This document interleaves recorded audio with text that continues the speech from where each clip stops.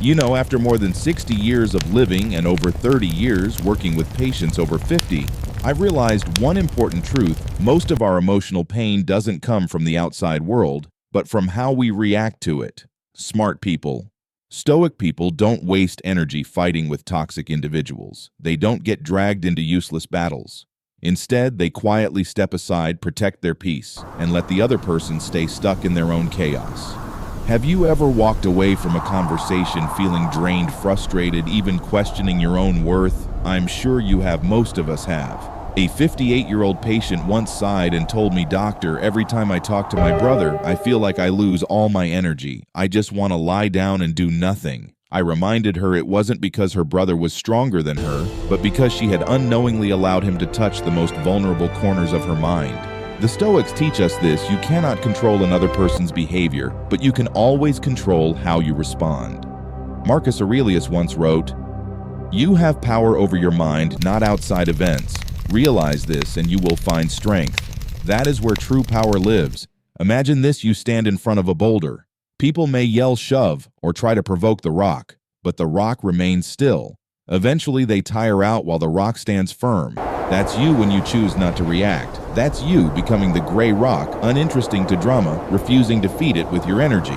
One of my 63-year-old patients tried this with a coworker who often mocked him. Instead of arguing back, he simply said, "That's your opinion." Short, calm, and without adding fuel to the fire. Within weeks, the coworker lost interest. With a smile, he told me, "I've never felt so free." But my friend, freedom doesn't only come from silence. It also comes from setting boundaries. I often tell my patients boundaries are not walls to push people away. They're gates with locks. You decide who gets the key. For example, a 61-year-old woman told me her daughter often called just to vent and unload frustrations. Afterwards, she always felt drained. I suggested she try saying, "I'm feeling a bit tired hearing so much of this. Could we talk about something more uplifting?" She tried it, and surprisingly, the relationship improved. Her daughter started learning how to share in a healthier way. Boundaries are truly a gift. They let you love without being consumed. And just as children test bedtime rules, toxic people will test your boundaries. Don't worry. Like a patient river carving stone, your steady consistency is your strength. I know when people hear the word detachment, they often think Stoicism means being cold or unfeeling. But that's not true. Stoicism teaches detachment with compassion. A 55-year-old patient of mine was being financially exploited by her younger brother. She told me if I cut him off, I'll feel cruel. I told her, "No, detachment doesn't mean you stop caring. It means you stop carrying what isn't yours." She still loved her brother, still wished him well, but stopped letting him drag her into debt. That was compassion for him and for herself. You see, toxic people often act from fear, insecurity, or lack of control. When you recognize that you don't need to hate them and you don't need to save them, you just need to stand firm and protect your peace. And sometimes, even with compassion and boundaries, it's not enough. That's when you must know how to walk away. One of my 59-year-old patients held onto a 40-year friendship even though he was constantly taken advantage of. He told me, "I can't let go. We have too many memories." But eventually he realized memories aren't a reason to keep getting hurt. Quietly, without drama, he stepped back. He told me with relief, "I still care about him, but from a distance. I don't carry his life anymore." Marcus Aurelius once reminded us, don't waste the rest of your life speculating about others. Protect the fortress within your soul. Sometimes wisdom is not about fighting, it's about knowing when to let go. Do you see? All of this comes down to one simple truth: you cannot control others, but you can always control what you allow in and how you respond. Each time you choose peace over drama, you're practicing Stoicism, becoming stronger, calmer, and more dignified. Ask yourself, who brings clarity into my life and who clouds it? Remember, every time you spend time with someone, you're casting a vote for their influence on your mind. Cast your votes wisely. Finally, let me leave you with 3 lessons I've learned over the years. First, physical and emotional health go hand in hand. People who stay calm tend to have steadier heart rates, lower blood pressure, and longer lives. Second, solitude is not the enemy. Learning to sit quietly with yourself makes you untouchable in the crowd. Third, ask yourself daily, what kind of person am I becoming? Not what you achieve, but whether you're becoming more patient, wiser, and kinder. If you can do this, I believe you'll walk through this life more lightly, even in a world full of toxic people. Practice. You see, Stoicism isn't just old words in ancient books. It's a way of living a daily practice, an art we train every single day. And what's fascinating is this: the very principles Marcus Aurelius and Epictetus wrote about thousands of years ago are still completely relevant to the challenges we face in the 21st century. I want to share with you a few practical exercises I often teach my patients, over 50 people who've lived through many ups and downs and now need peace more than ever.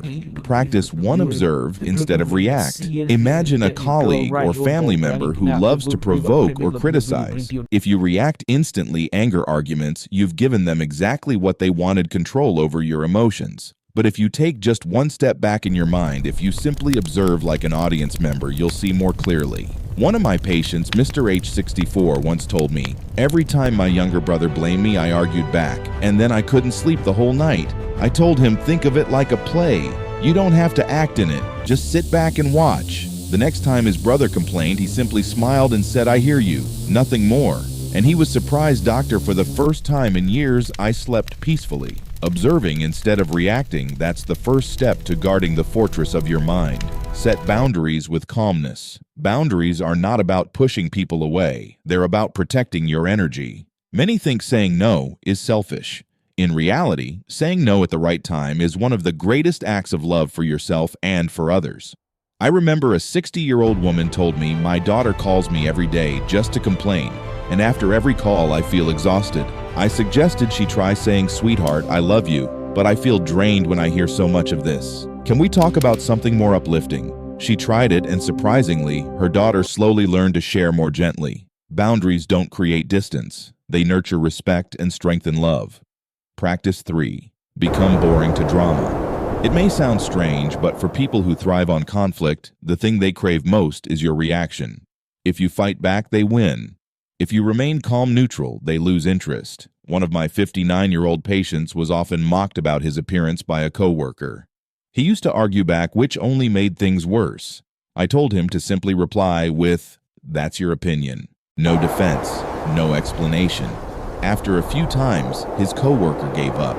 He told me, "I realized when I stopped giving them energy, they had nothing left to feed on." Sometimes being boring is your greatest strength. Detach with compassion. Stoicism doesn't teach us to be cold. It teaches us to understand that many negative behaviors come from insecurity, fear, or pain. This doesn't excuse bad behavior, but it helps us avoid letting hatred take over our minds. A 55-year-old woman once told me, "My younger brother keeps borrowing money and never pays me back. I feel both angry and guilty. If I cut him off, I'll feel cruel." I said, "You can love him from a distance. Care for him, wish him well, but don't let him pull you into his financial chaos." She did, and she felt as if a heavy burden was lifted.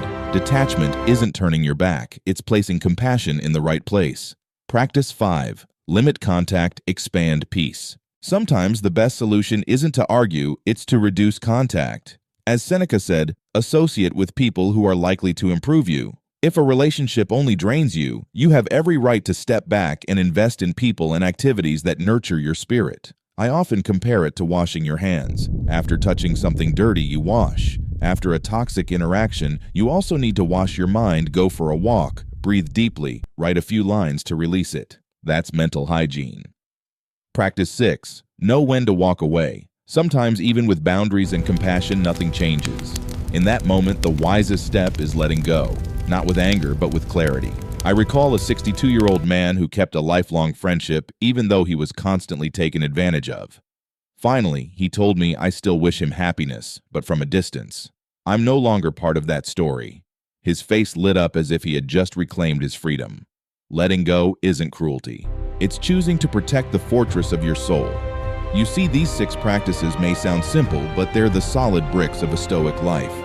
No lofty philosophy required, just small steps. Observe, set boundaries, become boring to drama, detach with compassion, limit contact, and walk away when needed. Every time you practice one of these, you're protecting your peace. And for those of us over 50, that peace is the most precious gift of all. Conclusion and message. My dear friend, after everything we've shared, I want to remind you of something very simple. Life is not a stage where you must perform for others. It's a personal journey, and you are the one ultimately responsible for your peace. I once asked a 62-year-old patient what matters most at this age. He paused, then said, "To be able to sleep without regret, and wake without fear. I've never forgotten that. Because in the end, isn't that what we all want, peace and self-respect in the life that belongs to us? Marcus Aurelius advised. Ask yourself each day, what kind of person did I become today? I want you to ask yourself that tonight. It doesn't matter what you achieved out there or who approved of you. If you became a bit more patient, a bit wiser, a bit kinder, then that is already a victory. And remember, the world may not be watching you, but you always are. You are the witness to every action, every thought, every choice. If you live with integrity, then even without applause, you still have every reason to be proud. So don't wait for someone to rescue you. Don't chase praise to feel worthy. Stand up, take ownership, and live fully, as if you were the only one observing your life. I know many of my viewers, those in their 50s and 60s, often think this is the time to slow down. I believe the opposite. This is the time to live deeper, brighter, and stronger. To turn each remaining day into a gift for yourself and for those you love. If today's message sparks something in you, I invite you to comment below, I choose to take full ownership of my life. Treat it like a commitment, a promise to yourself. And if this helped you, please subscribe. Here, we don't chase quick bursts of motivation, we build lasting mental habits that walk with you for the rest of your journey. Remember, the world may not see you, but you will always see yourself. And sometimes that alone is enough. English for American audience, personal message, and call to action. You know, as I sit here talking to you, I don't see this as just another video. To me, this is a real conversation, as if we were sitting together in a quiet room, sharing the most important truths of life. I've worked with so many patients in their 50s and 60s. And one thing I've noticed is many of them often ask me, "Doctor, is it too late to change?" I always smile and say, it's never too late. As long as you can wake up in the morning, that day is still a new chance to start again, to live better, and to love yourself more. Have you ever asked yourself, if today were your last day, how would you want to be remembered? Not for fame, not for possessions, but for the way you treated yourself and those around you. I believe that is the true legacy of a life well lived. So I hope you won't just listen to these words, but begin to practice them. It could be as small as pausing for 10 seconds before getting angry, or 15 minutes of quiet writing each day, or 1 hour living without comparing yourself to anyone. These little acts over time create profound change. And if you're hearing me right now, I want to invite you to walk this journey with me. Leave a comment below with the words, "I choose to live in peace." That's not just a phrase, it's a commitment, a first step to remind yourself every single day. Don't forget to hit subscribe and turn on the notification bell. Not so I gain another number, but so you gain another companion. Because I'll be here sharing stories, insights, and small practices that can truly change a life. Finally, I want you to remember this: you are never alone.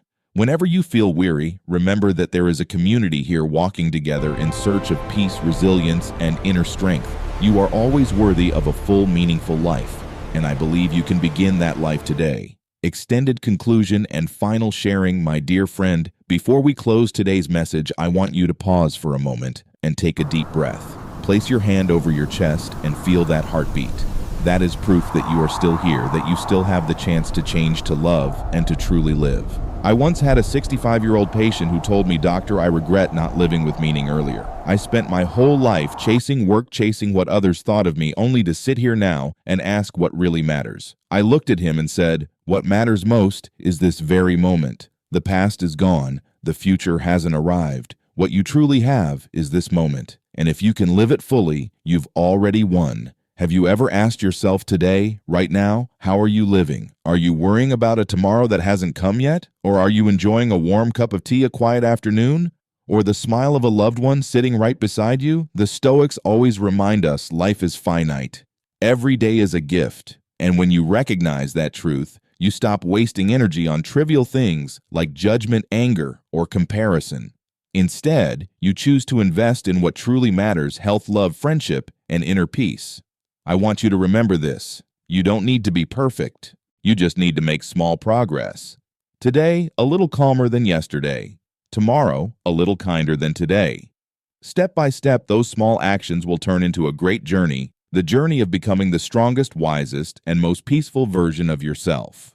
Marcus Aurelius once wrote, "Don't waste time arguing about what a good person should be. Be one." And that's my message to you: become. You don't need grand promises. You don't need outside recognition. Just live authentically and live with awareness. And you know what the miracle is, that when you change yourself, the world around you begins to change too. Your family will feel your peace, your friends will be uplifted by your energy, and most of all, you will look back and smile knowing you've lived a life worth living. So, my dear friend, before we say goodbye, I want to invite you to do something very small. Write on a piece of paper or in the comments below this phrase, "I choose to live with awareness and peace." That will be a gentle but powerful commitment you carry with you every day. And if you found this message helpful, don't forget to subscribe. Not because I need another number, but because I want to walk alongside you, building a community of people who choose to live slower, deeper, and stronger. You're always worthy of a full and meaningful life, and I believe that starting from this very moment, you can begin.